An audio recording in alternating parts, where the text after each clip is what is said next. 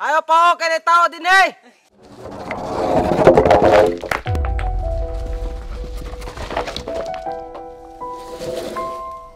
Bawat tulak,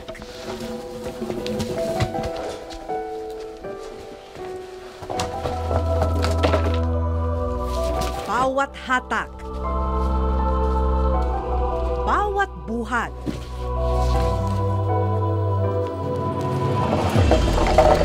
katumbas ay kita para ipangsuporta sa kani-kanilang pamilya.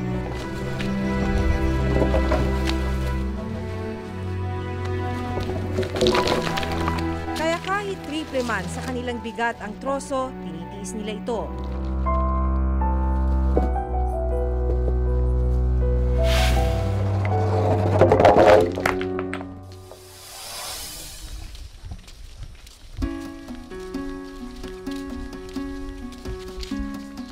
Sa Albuera, Leyte, nakilala namin ang 6 na magkakaibigan.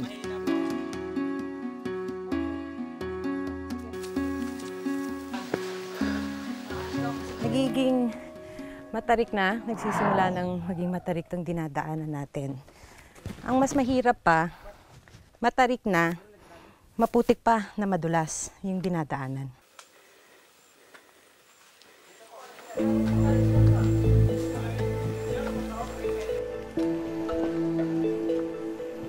Paghihila ng mga coco lumber o troso mula sa puno ng nyog ang pakay ng grupo sa pag-akyat sa bundok.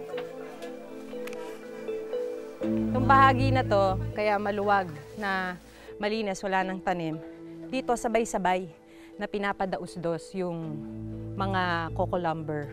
Kaya bago sila umakyat, sumisigaw muna sila para masiguro na walang nagpapabagsak ng coco lumber. Ayaw po, kaya tao din eh! Kasi baka pagkahabang umaakyat tayo, Tamaan tayo dito, patay. Ayaw po! Kaya tao din saka! sige lang, hahanap ako ng ano. Hirap. Mas madali nga na walang sapatos kasi nakakakapit yung paa, no, dun sa putik. Ganito po, Oo. Ito po yung kapit. Kumakapit. Kaso madulas. Madulas kasi. po talaga. Ito po talaga eh. Ganito Oo, pang bricks mo Hindi yung pa nga ano. ito yung pinakamadulas, ma'am eh. Hindi pa ito? Dudulas pa So, talaga to pag ano, Spike to. Pag umuulan.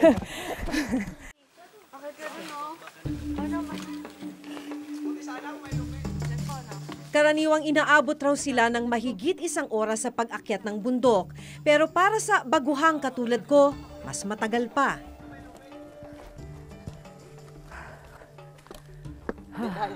Nung sinabi niyong mahirap ang daan, hindi ko alam na ganito kahirap. Mahirap talaga dito. Mahirap talaga, no? Buhay.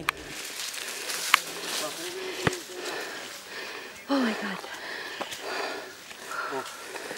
Nasa tuktok na tayo ng bundok.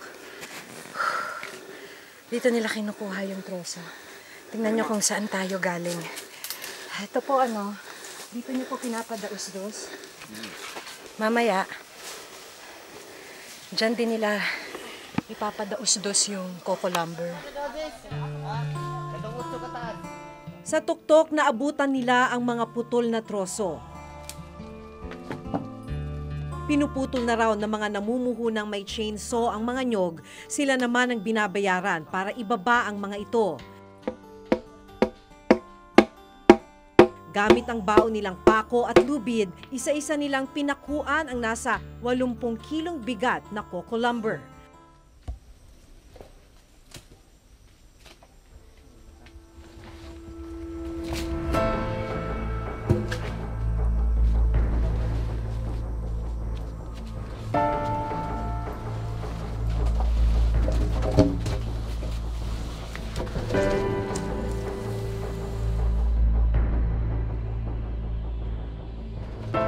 Hinahati-hati ang mga ito sa ibabang bahagi ng bundok.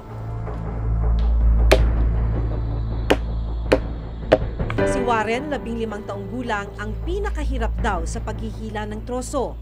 Putol at magkakadikit kasi ang kanyang mga daliri sa kamay at paa.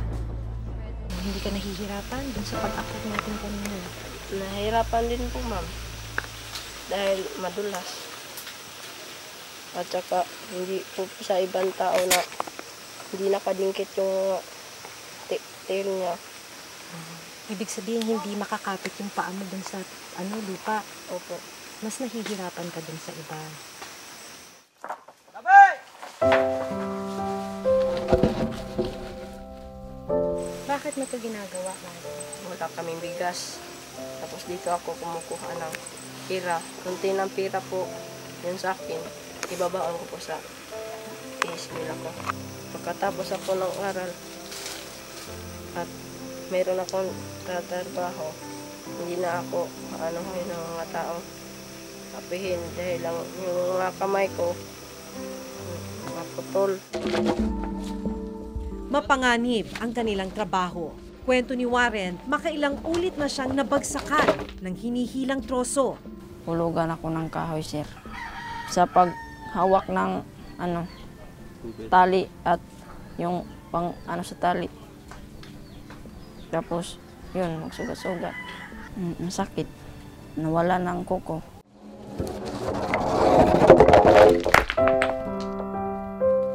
Katulad ni Warren, paghihila rin ng mga kahoy galing sa bundok ang inaasahang pangkain sa araw-araw ng kaibigan niyang si Jessie, 15 taong gulang. Ginagawa po kasi namin ito, ma'am, para merong pangbili ng bigas sa bahay at pangbili ng ulam at sa mga kapatid ko rin sa pag-aaral. Makailang ulit na rin siyang nadisgrasya. Ano yung pinakamahirap na bagay dito sa ginagawa ninyo sa bundok? Paghihila. Dahil? Pag hindi ka kasi marunong, ma'am, yung paa mo maiipit rin at matatamaan dito. Pag hindi ka pa sanay, muntik na ako malaglag. Nadulas ako kasi pag umuulan po dito palagi talagang madulas, hindi ka makakakyat.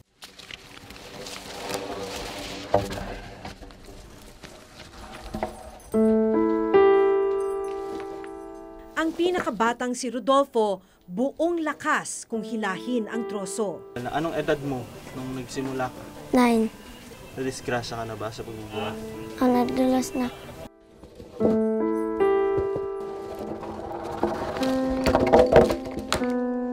Batak na ang kanilang murang katawan.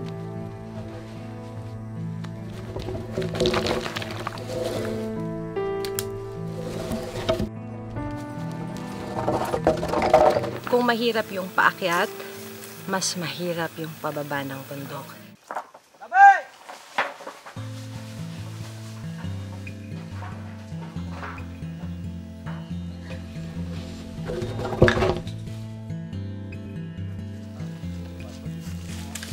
Ang mas maninipis na coco lumber, pinapasan hanggang sa tabing kalsada. Ito yung coco lumber na tinatawag nila 2x6x8. 2 inches yung kapal, tapos 6 inches dito. Ang haba niya, 8 feet. Ito daw, kada piraso, 8 pesos.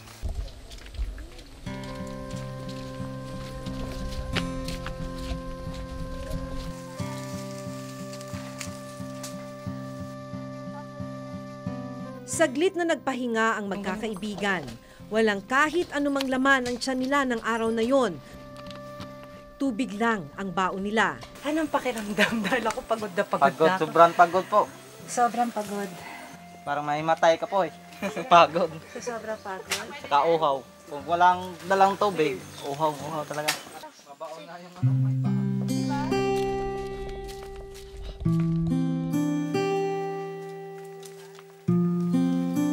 Magkano yung inaasahan yung kita ngayong araw? Mga 50. Ganun. 150. Para sa inyong lahat ba yun? Ah, para sa buong grupo, 150? O tig-isa kayo 150? Grupo po. Sa buong grupo, 150. Opo. Tapos, ilan kayong maghahati doon? Sa 150, kayong 6. So, di halos tig 20 pesos lang sa isang araw. Para kumita kayo ng tigwa 150, ilang coco lumber yun? Mga mga tatlo. Tatlo. Depende rin sa sa kalaki niya at sa kahaba.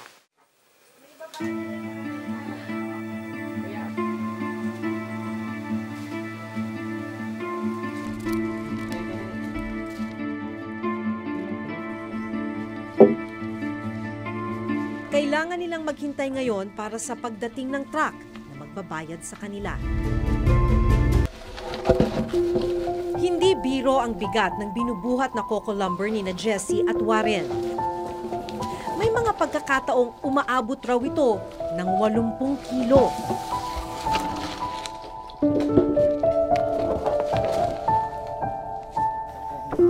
Ganito yung binubuhat ninyo. Pagkatapos nga nito, ma'am, malagay namin dito, anuhin rin namin to. Ipapile pa namin yan Ipapile nyo pa sa sasakyan na magdi-deliver sa bentahan. Oo. Ang mga coco lumber na maibebenta ginagamit na materyales sa paggawa ng mga muebles at gamit sa bahay. Matapos ang halos kalahating araw na paghahanap buhay, hindi dumating ang truck na kukuha sana sa mga naibaba nilang coco lumber. Dahil hindi pa ito naibenta ng magkakaibigan, wala silang kinita. Dahil walang kita ng araw na yon, pinagkasya na lamang ni Warren ang asin, tirang kanin, para sa tanghalian. Asin at kaning lamig ang pambawi sa hapunang katawan. Ano nabibili mo pag may pera? Yung sardinas, sir. At tuyo. Pag 10 lang ang pira mo.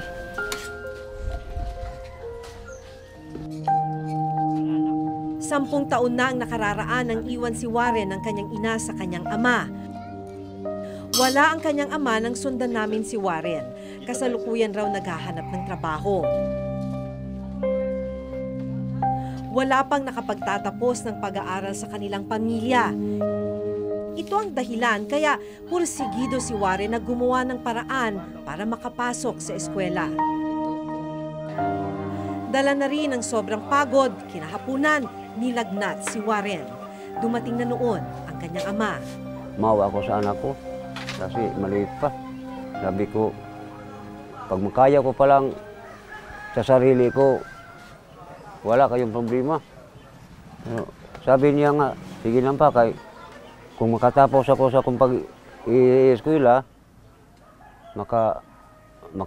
makasulod man ko siya ka ng trabaho.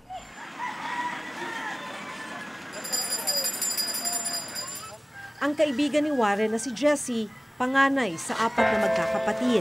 Sir, parang suka kasi. Parang suka kalulan mo. Nagkuha ako ng para may ulam namin ngayong gabi. Ano pong lutong gagawin nyo dyan? Ano lang, paksiw lang.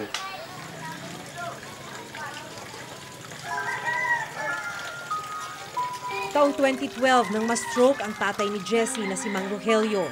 Dati raw siyang taxi driver sa Maynila. Mula nang maparalisa ang kalahati ng kanyang katawan, nagdesisyon na siyang umuwi sa Albuera, Leyte. Mula noon, hindi na siya muling nakapaghanap buhay.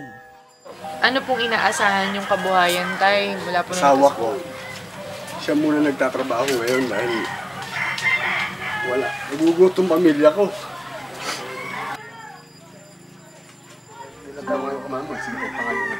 Nagtatrabaho bilang kasambahay sa Maynila ang nanay ni Jessie.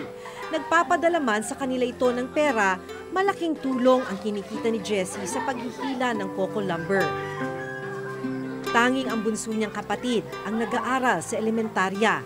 Si Jessie ang nagbibigay ng baon sa kanya. So sila nag-aaral, ikaw hindi na?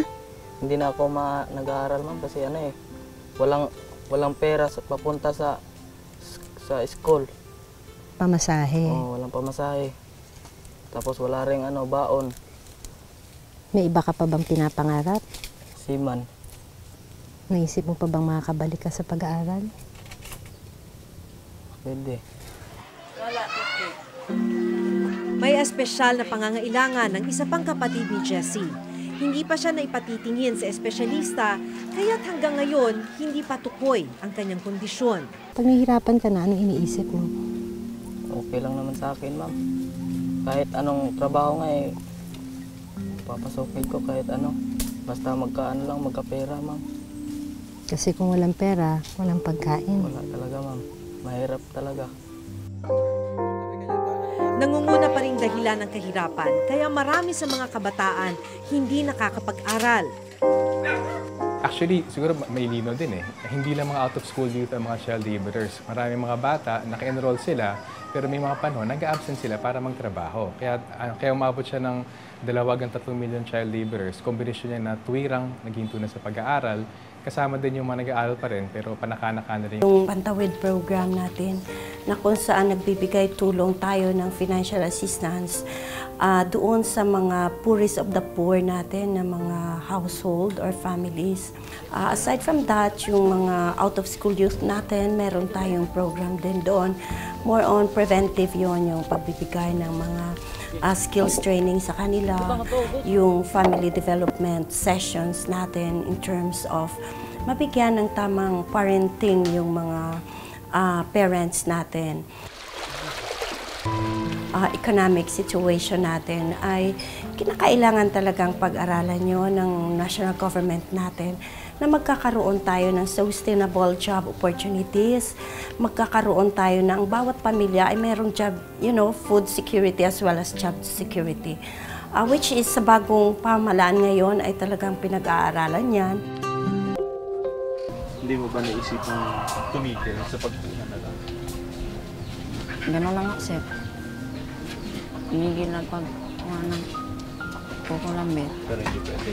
Hindi pwede, sir. Hirap ng walang trabaho, sir. Para naman kay Jessie, kailangan niya munang isang tabi ang pangarap, makapag-aral. Tuloy-tuloy ang pag-akyat sa kabundukan at paghihila ng mga troso, hirap man ang katawan. Alang-alang sa pamilyang sa kanya umaasa. Adi, ang bigat pala ng buhay, no? Ramdam mo yun? Simula kailan? Mga edad ko po, mga 11 years old pa lang po ako. Napilitan mo nang gawin to. Opo. Dahil doon, kailangan mo suportahan yung pamilya. Okay lang naman sa akin, ma'am. Kahit anong trabaho nga papasokin ko kahit ano.